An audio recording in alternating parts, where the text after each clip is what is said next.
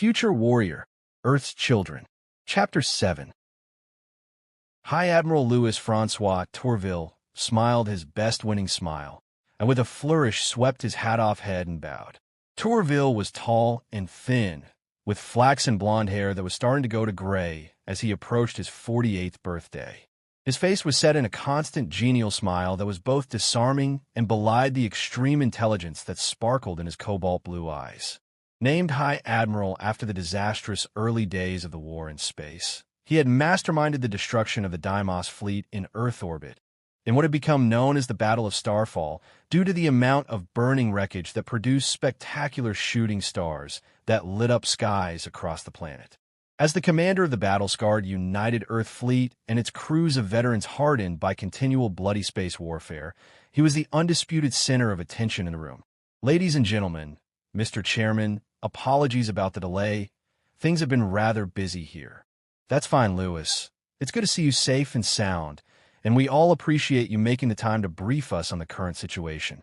Tourville smiled graciously. You are too kind, Mr. Chairman. Had I known your invitation was optional, I might have been more punctual. Glancing around the room, Tourville focused on a face in the back of the room. Of course, you could have just asked my friend General de Veers. There's so many of his people floating about, I'm sure he knows better than I do the strategic situation, as well as the goings on aboard my own ship. How are you, Jacob? Still doing your best to keep out of the limelight, I see. Tourville's eyes sparkled with amusement as he saw the momentary flash of discomfort from General de Veers as all the eyes in the room turned to him. I'm well, Louis, and I dare say not even my sources could hope to fully understand your plans, nor explain them so eloquently. Tourville's smile widened, and with a small nod he refocused on the room. The UEL Security Council members had been joined by several top military officials and by some of the more influential members of the High Council and Senate. Tourville also noted the ever-present observer from the 10 assault divisions, a Philistine's battle commander in his distinctive dark green armor, as still as a statue in the corner of the room. The long and short of it is that with the fall of Sci-Fi, the Kruger 60 system is secure. When we entered the system, we destroyed a number of enemy vessels, but resistance in space has been, shall we say, surprisingly light. It is hard to know, for certain, without any accurate intelligence on the enemy's remaining fleet strength. Tourville let his eyes rest on General de Veers again for a few moments, before continuing. I suspect that the enemy is using delaying tactics, and are seeding ground forces across numerous planets in the hope that we will retake every system one at a time, giving them the breathing room to prepare a place of their choosing to make their real stand. Tourville paused to let his words sink in before continuing. What I am proposing is that we concentrate the fleet and take back Ross 128. This will mean bypassing several occupied planets, but all information available locates the bulk of the enemy fleet in the area of the Ross 128 system. If we can locate them and engage and defeat them decisively, the enemy-occupied worlds will wither on the vine through lack of resupply, and the biggest threat to Earth will be eliminated. There was silence in the room, followed quickly by a low hum of murmuring. Admiral Tourville waited patiently. He knew enough about politicians to know that you could not rush them. Admiral, do you have an estimate on the enemy fleet strength? No, ma'am. Sadly, as I already mentioned, there is a distinct lack of firm information.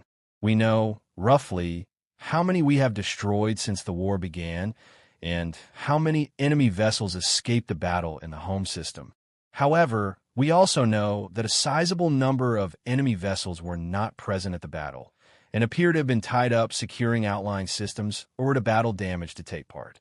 This is due to the enemy lacking established repair facilities in our territory. My best guess is that we are still outnumbered by the enemy, but that we have a larger number of operational capital ships, largely thanks to our superior logistical situation. Time is not our ally in this. The enemy is likely repairing their vessels as fast as possible, and if we delay, we will find ourselves decisively outnumbered again before long. For this reason, my plan will require the deploying of the bulk of our remaining naval forces, including those in the First Fleet. Excuse me, but the First Fleet is guarding Earth, isn't it? Yes, and as such is strategically worthless. At this comment, the murmuring moved from low hum to audible debate. The discussion was silenced by the UEL chairman, who motioned for Tourville to continue. Tourville swept the room with his eyes, suddenly icy hard. Since this war began, the fleet has been fighting with one hand tied behind its back, with the greater part of its strength chained to earth. This has cost us ships and lives that did not need to be lost and cannot continue. As such, if the Council rules against my proposal and refuses to grant me full authority over the fleet and its disposition, I will not be able to ensure victory, and will also be forced to tender my immediate resignation as High Admiral. There were several gasps in the room, followed by angry recriminations. Tourville stood in stony silence, his expression a study in practiced nonchalance. General de Veers watched the debate with interest. The room appeared evenly split, with several Security Council members looking to the chairman and the current Senator for Planetary Defense to see which way they would lean. De Veers had to admit it was a shrewd move by Tourville. He was a household name to millions after the Battle of Starfall, and his popularity had reached even higher levels are the success in the Kruger 60 system. As such, he would be a very hard man to replace, and the news of his resignation would ignite a political firestorm from a public who desperately needed heroes. De Veers respected Tourville, despite the fact that personality-wise they were as separate as oil and water. De Veers did not let small things like personal animosity cloud his judgment. Tourville was the most brilliant naval tactician of his generation, and more than that in this case, he was right. This was a zero-sum game, and victory would require holding nothing back. After much heated debate, De Veers watched, as led by the chairman and Senator for Planetary Defense. The decision was reached by clear majority to support the High Admiral's proposal. Bowing, the image of Tourville flickered and then vanished from the room's holographic projector. As De Veers slipped out of the room, he wondered just how much the chairman knew of Tourville's proposal before the meeting, quite a bit given his lack of outward reaction. De Veers put it out of his mind. Politics was a battle of strategy as much as any war after all, and instead focused on beginning the process of redirecting his deployed assets to the Ross 128 system. Stalker let out an involuntary groan as the nurse felt his ribs, the action producing a sharp pain. Trying to ignore the nurse, he instead looked around the room. The infirmary was clean and sterile, with a number of shelves and cabinets that held various medicines and medical trays and implements. Order and quiet of the room somehow felt like a betrayal compared to the events of the past 12 hours, and Stalker had to work hard to suppress the irrational anger that welled up inside him. The mission that had started in such success had ended in disaster for the 21st Terra Nova. The scuttling of the Deimos vessel had sent masses of wreckage smashing into the alien resupply facility, and the structure had crumpled under the assault. Those located too close to the initial blast had been killed instantly, their lives snuffed out under hundreds of tons of twisted metal. More had died as they were sucked out into the void of space as parts of the facility explosively decompressed, killed either by kinetic impacts or by damage that compromised the integrity of their armor to the cold embrace of space. Yet more had died from the overpressure of the blast shockwave, suffering horrendous internal wounds that were instantly fatal. Those who were lucky enough to be shielded from the direct force of the blast had suffered various injuries, with some succumbing to their wounds in the following hours despite the desperate efforts of the fleet's medical staff to save them. Despite the deaths, Stalker knew that it could have been worse. Many had survived by near miraculous fortune, including the entire CCU.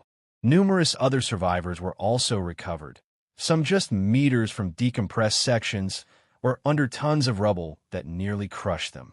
Some were even found largely unharmed amongst the debris, sucked into space but protected by their armor. Nevertheless, there was no hiding the scale of the losses. The 21st Terra Nova had lost almost half its strength in an instant, and the UEMC units had suffered even worse. Of the survivors, several were critically injured and would never fight again, and others would have long recovery times.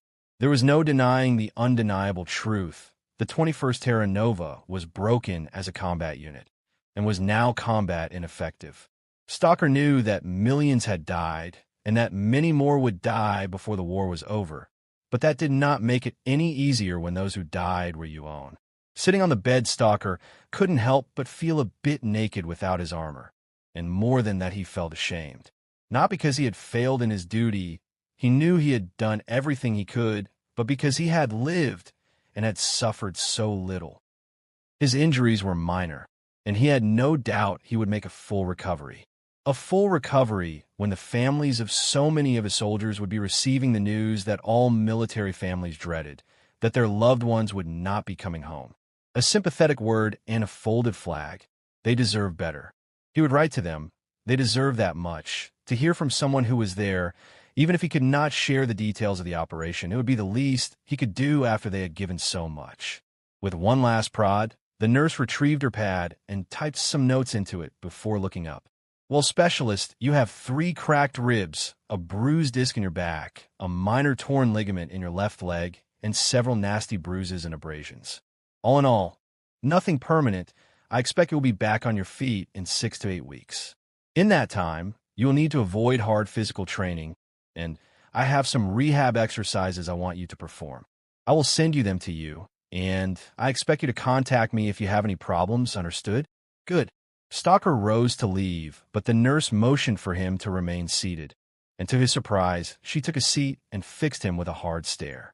Specialist, there's another matter we need to discuss, a matter that will require the utmost discretion. We need to know about what you found. We need to know about the humans you encountered on the alien vessel.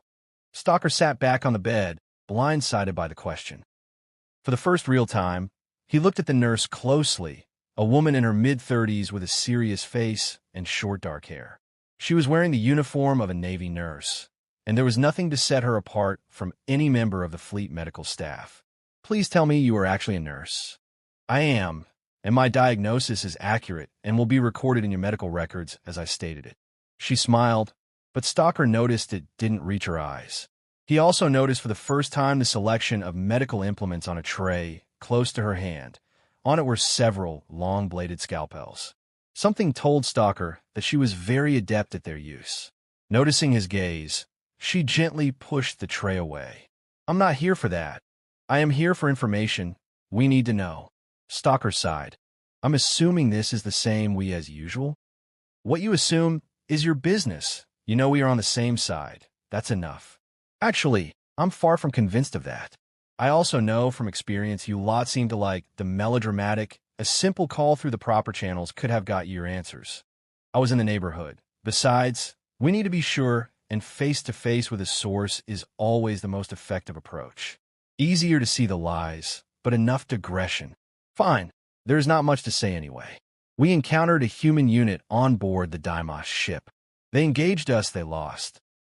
They seemed human enough. The only unusual thing I did notice was that at least one of them had some kind of device implanted on the back of his skull. I retrieved the body and took it with us. Didn't get much more of a chance to have a look, was too busy getting blown up. The nurse nodded. That aligns with our information and what we learned from the body you retrieved. Can you comment on the combat effectiveness of the humans you encountered? Stalker frowned. They seemed competent enough. Their firing was a bit inaccurate, and they were not veteran troops by any means. I would say most of them had not been holding a rifle for long. The nurse nodded again. Thank you. I have everything I need. The nurse rose and made to leave. Care to return the favor, since we are on the same side and all? The device was biotechnology of human origin. The body you retrieved belonged to a colonist from the WX Ursi Majori system. The system was lost early in the war, and all colonists were assumed lost. The device, what does it do?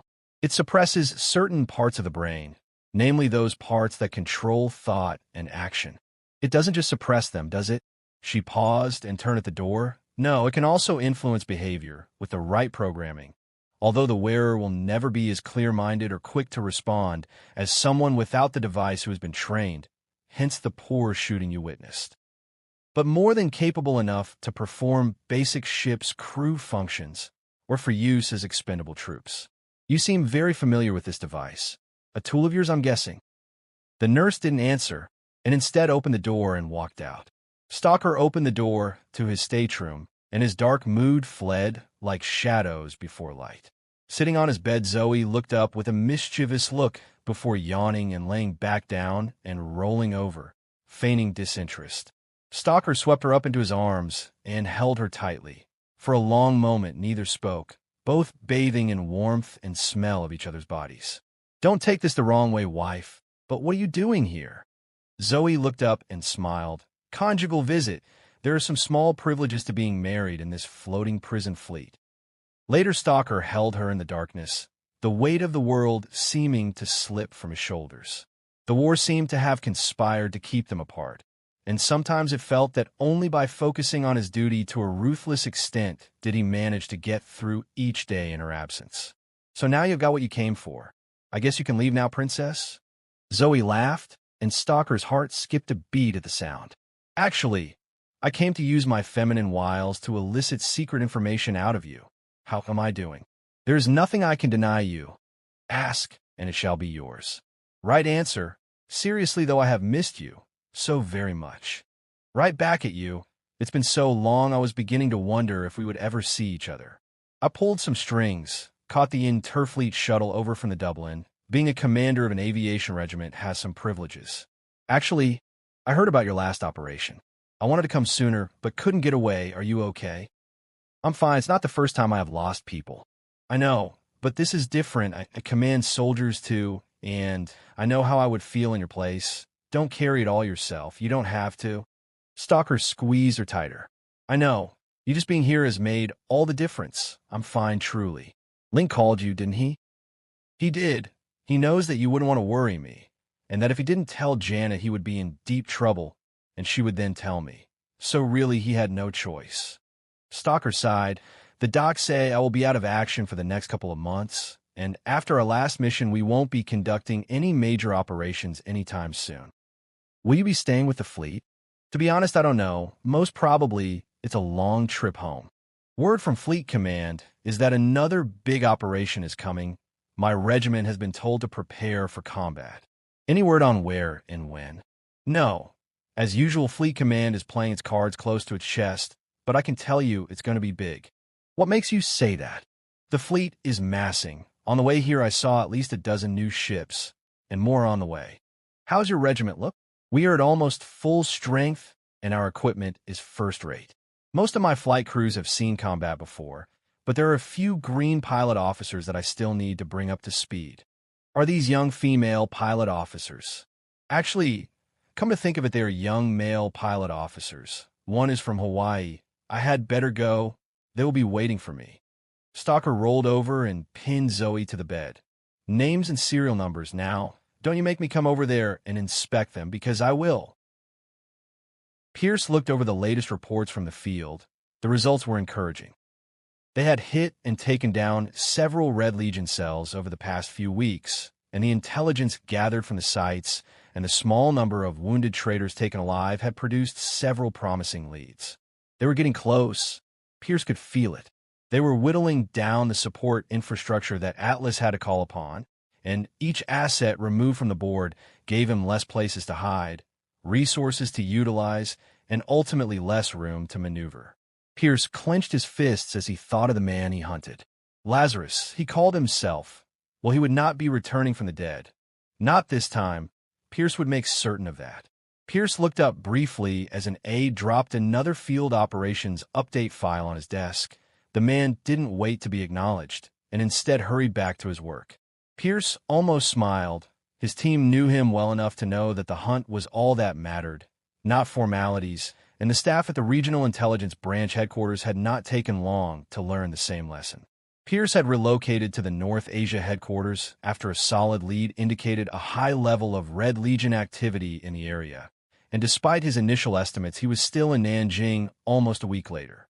This was not the first time Pierce had been to China, and there was something reassuring about the familiarity of the scenery. The facilities offered felt like a luxury after the months he and his kill team had spent in the field pursuing their elusive quarry.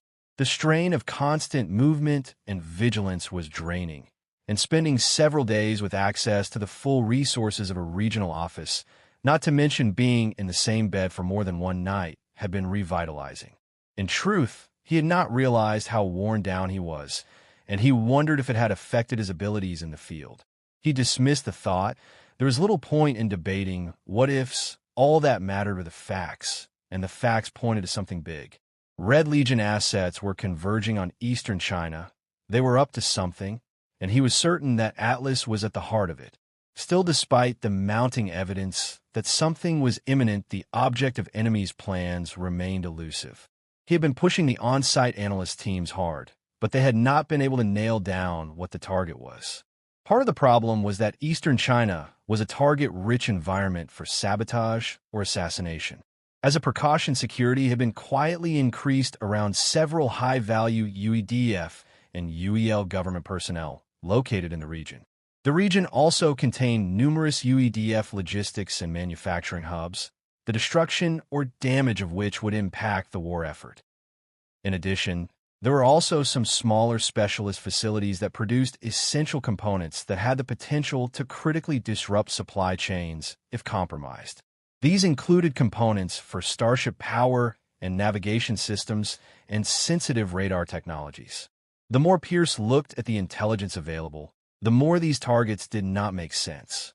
Intelligence intercepts indicated that a large number of small arms had been moved into the region, as well as a small number of high-yield explosive devices. The devices bothered him the most. The devices in question were specialized directed energy explosives, but the quantity of devices was so small that they could not hope to damage any of the facilities on the potential target list. The information indicated a relatively large-scale assault by well-armed attackers against a high-value target that would then be destroyed with surgical precision by a small quantity of high-yield explosive devices. This had largely drawn a blank in the threat list of potential targets, and the few that fitted the profile were either low down the list of value or too well protected to be a viable target.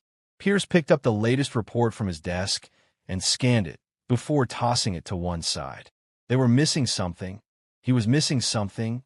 Pierce's thoughts and the silence were broken by the distant crackle of automatic gunfire, and he rose from his desk, staring towards the sound. In a flash of clarity, everything made sense. The target was not high-profile officials or UEDF logistics. It was the intelligence branch itself. The prey had turned to confront the hunter.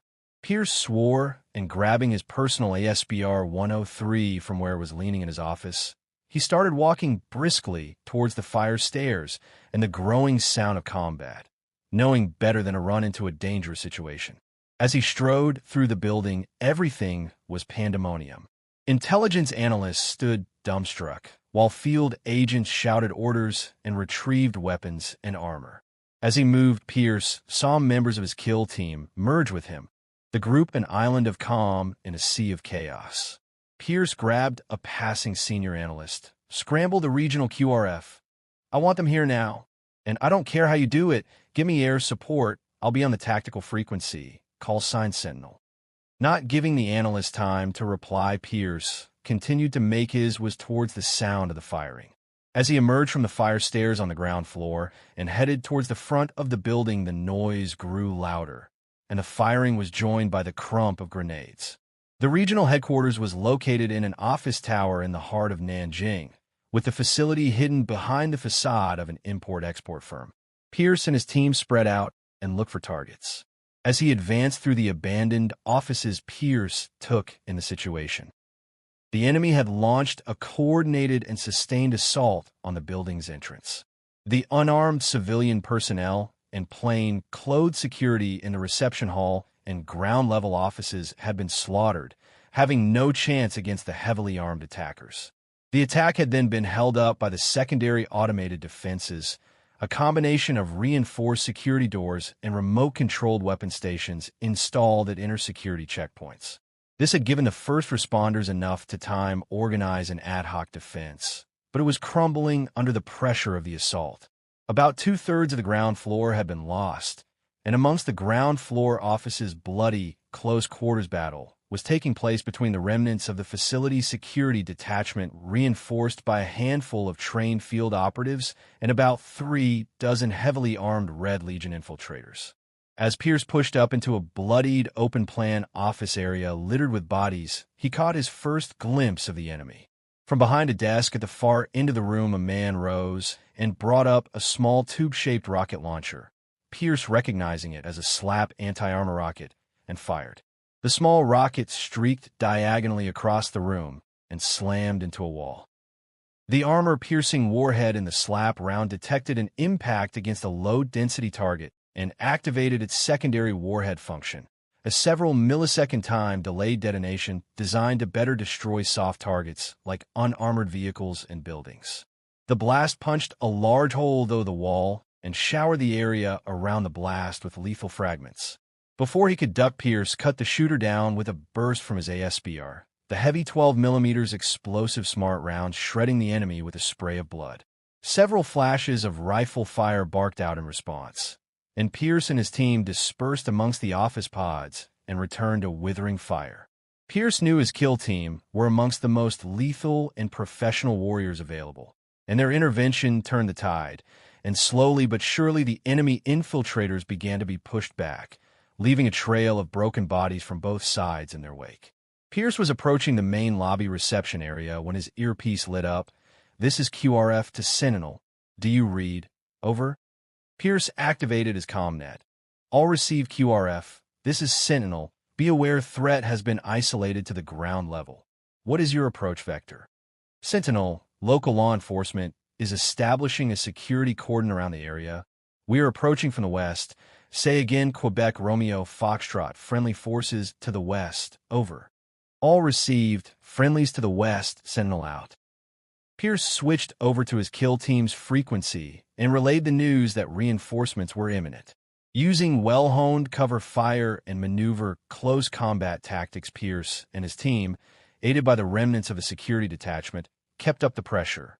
As they approached the main lobby, the fighting became desperate, and every foot of ground was contested. From his position near the lobby lifts, Pierce fired a snapshot and missed, chunks of plasterboard being torn from the wall where his target had been a moment before. In response, a grenade came arcing back and skidded across the polished marble floor. Pierce dove flat as the grenade detonated with a loud crump. The blast tore out a section of the wall, peppering a regional office field agent that had been crouched nearby. The man was knocked backwards by the blast, and as he slid to the floor, Pierce saw that his face was a bloody ruin. Rolling to get a better angle, Pierce fired a long burst and dropped an enemy who did not get back up. As he reloaded, the remaining Red Legion infiltrators abruptly turned to fled under cover of a handful of grenades. Several were cut down as they withdrew. The rest ran out into the street where they were met by a hail of accurate fire and slaughtered. Cautiously, Pierce and the other defenders cleared the lobby, but found no living enemy. Pierce counted 3 of his kill team down, at least 2 of which were dead. The local staff had suffered far worse, with the survivors outnumbered by the dead. After warning the QRF, Pierce moved out into the street and took cover behind a car, other defenders also fanning out looking for threats. The sun was dazzlingly bright after the close quarters battle in the cramped office spaces, and the crisp blue sky was a welcome sight. The Nanjing Central Business District, CBD, was in lockdown, and the streets were deserted, the sound of emergency service and police sirens echoing of the surrounding skyscrapers. The building fronted onto a small plaza bordered by one of the main roads through the CBD. The plaza was now littered with the dead infiltrators, blood running down the shallow rain groves etched into the plascrete. Pierce could see the QRF moving up, with some of the heavily armed teams dispersing into the foyers of nearby buildings. As the nearest team approached, Pierce held up his rifle in one hand as a no-threat signal. At that moment, the relative quiet was shattered as a hail of rifle fire erupted from the windows of the neighboring cluster of skyscrapers. This was followed by a score of SLAP rockets, which tore into the advancing QRF teams. The defenders in QRF scattered and began to respond with fire of their own, but the damage had been done. Everything was chaos. The enemy had elevated positions and broad arcs of fire, and they used these advantages to pour lethal fire down into those caught in the exposed plaza. For the first time in a long time, Pierce wondered if he was going to survive. Automatic fire and rockets were pouring in from every direction, and all around defenders fell. Then into the plaza swept two LTTs bearing United Earth Special Operations Command, USOC, insignia, the nimble tilt-rotor transports effortlessly slipping between the towering skyscrapers. Pierce almost cheered. His request for air support had been answered. It was then he noticed that they were LLTAs, the Fire Support LTT Assault version of the standard LTT. Each was equipped with a pair of multiple-barrel 20mm autocannons guided by an advanced targeting sensor suite. With a high-pitched metallic whine and a blaze of tracers, the LLTs opened fire on the enemy positions in the skyscrapers. Glass and debris rained down as one by one the enemy positions were silenced by a hail of cannon fire. Some slap rocket rounds answered, but the unguided weapons were designed to hit armored vehicles from close range and were unable to catch the rapidly maneuvering LTTs. As the firing died down, Pierce cautiously rose, knowing that the LTT pilots had enhanced vision sensors, meaning that if they had stopped firing, they could no longer see any threats. Pierce was surprised that he was alive. All around the plaza was filled with debris and bodies, while overhead the LTTs circled menacingly. It was then that the final part of the Red Legion attack plan unfolded.